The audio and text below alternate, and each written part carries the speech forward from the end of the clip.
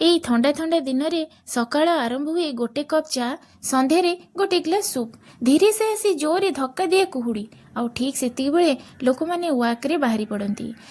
ଏକାଠି କରାଏ ଶୀତ ରାତିର ସେଇ ସମସ୍ତେ ଯେଉଁ ବସି ରୁହନ୍ତି ନିଆଁ ପାଖରେ, ସେଇଟା ସମସ୍ତଙ୍କୁ ଏକାଠି କରାଇବାର ଗୋଟେ ସମୟ। ଚାଲନ୍ତୁ ନା ଆଜିକାର ଏଇ ଥଣ୍ଡା ଥଣ୍ଡା ସନ୍ଧ୍ୟାରେ ଗରମ ଗରମ ଚିକେନ୍ ସୁପ୍କୁ ଆମେ ଏନ୍ଜୟ କରିବା। ଟିକେ ଶେଷ ପର୍ଯ୍ୟନ୍ତ ଦେଖିବେ ଆଜିକାର ସୁପ୍ର ପ୍ରିପାରେସନ୍ କିପରି ଲାଗିଲା ଆପଣମାନେ କମେଣ୍ଟ ମାଧ୍ୟମରେ ନିଶ୍ଚୟ ଜଣାଇଦେବେ। ଏଠି ମୁଁ ପିଆଜକୁ ଛୋଟ ଛୋଟ କରି କାଟିଛି, ଆଉ ରସୁଣ ବି ସେମ୍ରେ କାଟିଛି। ତାପରେ ମୁଁ ଏଠି ନେଇଯାଇଛି ବିନ୍ସ, ଗାଜର, କଞ୍ଚା ଲଙ୍କା ଆଉ ଧନିଆ ପତ୍ର। ଆଉ ଚିକେନ୍ ସୁପ୍ ଯେହେତୁ ଚିକେନ୍ ତ ଆମର ନିହାତି ପଡ଼ିବ, ସେଥିପାଇଁ ଚିକେନ୍କୁ ଆପଣମାନେ ଚାହିଁଲେ ଏଠି କିମା କରିକି ବି ନେଇ ଆସିବେ, କିନ୍ତୁ ମୋର ଟିକେ ବଡ଼ ବଡ଼ ପିସ୍ ଅଛି। ତ ପ୍ରଥମେ କ'ଣ କଲି ନା ଗୋଟେ ପ୍ୟାନ୍ରେ ତେଲ ଗରମ କରିଦେଇଥିଲି। ତେଲଟା ହାଲକା ଗରମ ଥିଲା, ସେଥିରେ ମୁଁ ଦେଇଥିଲି କଞ୍ଚା ଲଙ୍କା। ପ୍ରଥମେ କଞ୍ଚା ଲଙ୍କା ଆଉ ରସୁଣକୁ ଦେଇକି ଅଳ୍ପ ଟିକେ ଜଷ୍ଟ ଗୋଟେ ଦୁଇ ଥର ନାଡ଼ିଦେବା। ନାଡ଼ି ସାରିଲା ପରେ ତା ଦେହରେ ପକାଇଦେବା ପିଆଜ, ବିନ୍ସ, ଗାଜର ଯାହା ସବୁ ଆମେ କାଟିଛେ ସବୁ ପକାଇଦେବା। ଯଦି ଆପଣଙ୍କ ପାଖରେ କ୍ୟାପ୍ସିକମ୍, ବନ୍ଧାକୋବି ଅଛି ତାହେଲେ ସେଟାକୁ ବି ଆପଣମାନେ ପକାଇ ଦେଇପାରିବେ। ଥଣ୍ଡା ଥଣ୍ଡା ସନ୍ଧ୍ୟାରେ ଟିକେ ଗରମ ଗରମ ସୁପ୍ ଯଦି ଆମ ପାଖରେ ଥିବ ନା, ତାହେଲେ ସନ୍ଧ୍ୟାର ପୁରା ଜମିଯିବ ସନ୍ଧ୍ୟାଟା। ଆଉ ସନ୍ଧ୍ୟାବେଳେ ସମସ୍ତେ ଚାହାନ୍ତି ଏମିତି ଗୋଟେ ଗରମ ଗରମ ସୁପ୍ କିମ୍ବା ଚା, ଏମିତିକି ସମସ୍ତେ ଖୋଜନ୍ତି। ତ ଆପଣମାନଙ୍କୁ ଯେକୌଣସି ସୁପ୍ ପସନ୍ଦ ଆପଣମାନେ ସେଇ ହିସାବରେ ବନେଇ ଦିଅନ୍ତୁ, ଆଉ ଘରେ ବସିକି ଏନ୍ଜୟ କରନ୍ତୁ। ବାହାରକୁ ଯିବାକୁ ପଡ଼ିବନି ସୁପ୍ ଖାଇବା ପାଇଁ। ତ ଆମେ ମାର୍କେଟରୁ କିଣି ଆଣିବା କାହିଁକି, ଘରେ କାହିଁକି ବନେଇବାନି? ଘରେ ବନେଇଲେ ଆମେ ସମସ୍ତେ ବହୁତ କରି ଖାଇପାରିବା, ବେଶୀ ବେଶୀ କରିକି।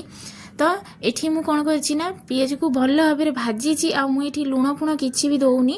ଭାଜି ସାରିଲା ପରେ ଅଳ୍ପ ଟିକେ ଯେମିତି କଲର୍ ଚେଞ୍ଜ ହେଇଯିବ, ତାପରେ ଦେଇଦେବା ଚିକେନ୍ଟାକୁ ପୁରା କଲର୍ ଚେଞ୍ଜ ହେବ। ଯେମିତି ଚିକେନ୍ଟା ପକାଇ ସାରିଲା ପରେ ଯେମିତି ଚିକେନ୍ଟା ହ୍ୱାଇଟ୍ ଦେଖାଯାଏ, ଯେମିତି କଲର୍ଟା ତାର ଚେଞ୍ଜ ହେଇଯାଏ ଭାଜିଲେ, ଠିକ୍ ସେହିପରି କଲର୍ଟା ଚେଞ୍ଜ ହେବ ଆଉ ଚିକେନ୍ରୁ ଟିକେ ପାଣି ଅଂଶ ମରିଯିବ।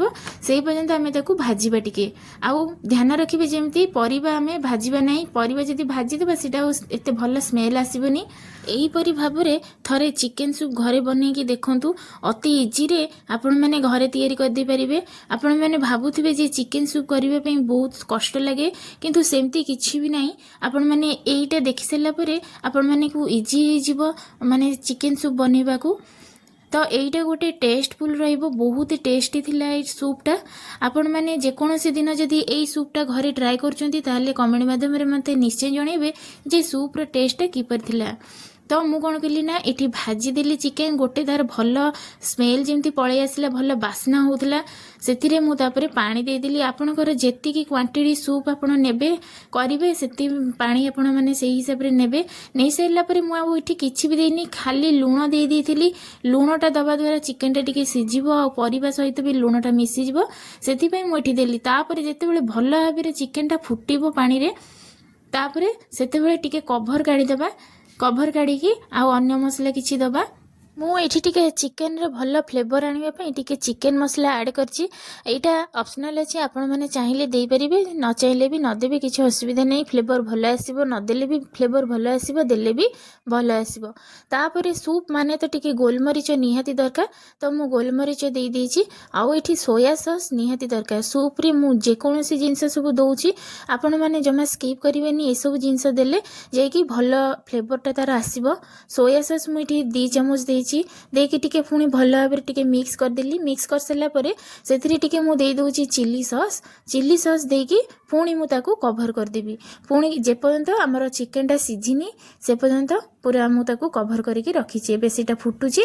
ଏପଟେ ଚାଲନ୍ତୁ ଟିକେ କର୍ଣ୍ଣଫ୍ଲୋର୍ ମୁଁ ଏଠି 1.5 ଚାମଚ ନେଇଯାଇଛି। ନେଇକି ତାର ଗୋଟେ ପତଳା ବ୍ୟାଟର୍ ଗୋଟେ ମୁଁ ବନେଇଛି। ଯେହେତୁ ଚିକେନ୍ ସୁପ୍ଟା ଆମର ଟିକେ ବହଳିଆ ଆସେ, ଆଉ ପୁରା ପତଳା ଖାଇଲେ ବି ସେଇଟା ଭଲ ଲାଗିବନି। ଯେହେତୁ ସୁପ୍ଟା ବେଶୀ ପତଳା ହେଲେ କ'ଣ ଭଲ ଲାଗିବ କି? ଟିକେ ଯାହା ବି ହେଲେ ସୁପ୍ଟାକୁ ବାଲାନ୍ସ କରିବା ପାଇଁ ଆମକୁ କର୍ଣ୍ଣଫ୍ଲୋର୍ ଦେବାକୁ ପଡ଼ିବ।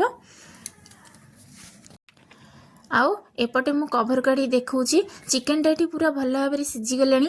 ଚିକେନ୍ର ପିସ୍ଟା ଏଠି ମୋର ଟିକେ ବଡ଼ ବଡ଼ ଥିଲା, ଯଦି ଆପଣମାନେ ବଡ଼ ରଖିବାକୁ ଚାହୁଁଛନ୍ତି ତ ରଖିବେ, ନହେଲେ ଆପଣମାନେ ପୁରା ଛୋଟ ଛୋଟ କରି କିମା କରି ନେଇ ଆସିବେ, ନହେଲେ ଘରେ ଆପଣମାନେ ଚପରରେ କିମା କରିଦେବେ। ଏଠି ପୁରା ସୁପ୍ଟା ହେଇଗଲାଣି। ଆଉ ଏଠି ଯେତେବେଳେ ମୁଁ କର୍ଣ୍ଣଫ୍ଲୋର ଦେବି ପ୍ରଥମେ ଗୋଟେ ଗୋଟେ ଚାମଚ କରି ଦେବି। ପ୍ରଥମେ ଚାମଚ ଗୋଟେ ଗୋଟେ ଚାମଚ ଦେଖି ଦେବି, ତାପରେ ଯାଇକି ଗୋଳେଇବି, ଦେଖିବି ଯଦି ମୋର ବେଶୀ ବହଳିଆ ଯେମିତି ନ ହେଇଯାଏ। ଯଦି ଆପଣମାନଙ୍କୁ ବେଶୀ ବହଳିଆ ସୁପ୍ ଖାଇବାକୁ ପସନ୍ଦ ତାହେଲେ ଆପଣମାନେ ସେଇ ହିସାବରେ କର୍ଣ୍ଣଫ୍ଲୋର ଦେବେ। ଆଉ ଯେହେତୁ ଆମର ଏଠି ବହଳିଆ ଆମ ଘରେ କେହି ଖାଇବାକୁ ପସନ୍ଦ କରନ୍ତିନି, ଟିକେ ମିଡ଼ିୟମ୍ ସାଇଜ୍ରେ ରହିବ। ଏଠି ଧନିଆ ପତ୍ର ମୁଁ ଦେଇଛି ଫ୍ଲେଭର ପାଇଁ। ଧନିଆ ପତ୍ରଟା ଦେଲେ ଟିକେ ଭଲ ବାସ୍ନା ଆସିବ। ଦେଇ ସାରିଲା ପରେ ଦେଖନ୍ତୁ ପୁରା ଚିକେନଟା କେମିତି ଭଲ ଭାବରେ ସିଝି ଯାଇଛି। ମୁଁ ଦେଖାଉଛି ଆପଣମାନଙ୍କୁ। ପୁଣି ଦେଖନ୍ତୁ ଏବେ ତ ପୁରା ପତଳା ଅଛି ସୁପ୍ଟା। ଏବେ କର୍ଣ୍ଣଫ୍ଲୋର ଦେବା ପରେ ସୁପ୍ଟା ଟିକେ ଆମର ଆଡ଼ଜଷ୍ଟ ହେଇଯିବ, ଟିକେ ବହଳିଆ ହେଇଯିବ। ତ ପ୍ରଥମେ ମୁଁ ଏଠି ଗୋଟେ ଗୋଟେ ଚାମଚ କରିକି ପ୍ରଥମେ ମୁଁ 3 ଚାମଚ କରିକି ଦେବି ଏଠି କର୍ଣ୍ଣଫ୍ଲୋର।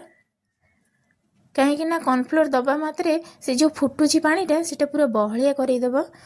ପ୍ରଥମେ ମୁଁ ଦେଇକି ଦେଖୁଛି ଯେ ମୋର ଆଉ ଟିକେ କର୍ଣ୍ଣଫ୍ଲୋର ଦରକାର ହେବ। ଏଠି ବି ଏବେ ବି ହେଇନି, ଏବେ ଟିକେ ପତଳା ଅଛି। ଯଦି ଆପଣମାନଙ୍କର ଏମିତି ଯଦି ସୁପ୍ ଦରକାର ତାହେଲେ ଏଇଠି ବନ୍ଦ କରିଦେବେ, ଆଉ ଦେବେନି କର୍ଣ୍ଣଫ୍ଲୋର। ତ ମୋର ପୁଣି ଆଉ ଥରେ ଦରକାର ହେଉଛି ଆଉ ଟିକେ ବହଳିଆ କରିବା ପାଇଁ। ମୁଁ ଏଠି ଆଉ ଥରେ ଦେଇଦେଲି କର୍ଣ୍ଣଫ୍ଲୋର। ଦେଇସାରିଲା ପରେ ପୁଣି ମିକ୍ସ କରିଦେଉଛି। ମୁଁ ତ ଘରେ ଆଜି ସୁପ୍ ବନେଇକି ଖାଇଛି, ଚିକେନ୍ ସୁପ୍। ଆପଣମାନେ ଘରେ ଚିକେନ୍ ସୁପ୍ ବନେଇଲେଣି ତ? ଯଦି ବନେଇନାହାନ୍ତି ତାହେଲେ ଫଟାଫଟ ଏଇ ରେସିପି ଦେଖନ୍ତୁ ଆଉ ଅତି ଇଜିରେ ଚିକେନ୍ ସୁପ୍ ଘରେ ବନେଇକି ସନ୍ଧ୍ୟାଟା ଆପଣମାନେ ଏନ୍ଜୟ କରନ୍ତୁ। ଆଉ ହଁ ସାଙ୍ଗମାନେ, ସୁପ୍ ଏକଲା ଖାଇଲେ ଭଲ ଲାଗିବନି, ସୁପ୍ରେ ଜଣେ ସାଙ୍ଗ ନିହାତି ଦରକାର। ତ ଆପଣମାନେ ଯଦି ସାଙ୍ଗ ହେଇକି ଖାଉଛନ୍ତି ସୁପ୍ ତ ସେମାନଙ୍କୁ ଟିକେ ସୁପ୍ର ସେୟାର ଟିକେ କରିଦିଅନ୍ତୁ ସୁପ୍ ରେସିପି, ଯାହାଫଳରେ କି ସେମାନେ ଏହି ରେସିପି ଦେଖିକି ଘରେ ଅତି ସହଜରେ ସୁପ୍ ବନେଇ ଦେଇପାରିବେ। ତ ଦେଖନ୍ତୁ ଏହିପରି ଭାବରେ ମୋର ସୁପ୍ଟା ରହିଛି ଆଉ ସୁପ୍ଟା ପୁରା ପ୍ରସ୍ତୁତ ହେଇଯାଇଛି। ଏଥରକ ବନ୍ଦ କରିଦେବା ଗରମା ଗରମ ସୁପ୍। ଆଜିକାର ଭିଡ଼ିଓ ସାଙ୍ଗମାନେ କିପରି ଲାଗୁଛି କମେଣ୍ଟ ମାଧ୍ୟମରେ ନିଶ୍ଚୟ ଜଣାଇଦେବେ। ଆଉ ଯଦି ଏମିତି ନୂଆ ନୂଆ ଭିଡ଼ିଓ ଦେଖିବା ପାଇଁ ଚାହାନ୍ତି ଚ୍ୟାନେଲଟିକୁ ସବସ୍କ୍ରାଇବ୍ ନିଶ୍ଚୟ କରିଦେବେ, ଯାହାଫଳରେ ମୁଁ ଯେଉଁ ନୂଆ ନୂଆ ରେସିପି ଛାଡ଼ିବି ଆପଣମାନେ ସର୍ବପ୍ରଥମେ ଦେଖିପାରିବେ। ଆଜିକାର ଭିଡ଼ିଓ ମୁଁ ଏଇଠି ଶେଷ କରୁଛି। ପୁଣି ଦେଖାହେବ ନୂଆ ଭିଡ଼ିଓ ନୂଆ ରେସିପି ସହିତ। ସେ ପର୍ଯ୍ୟନ୍ତ ଆପଣମାନେ ଘରେ ସୁପ୍ କରିକି ସନ୍ଧ୍ୟାରେ ଏନ୍ଜୟ କରିଥାନ୍ତୁ।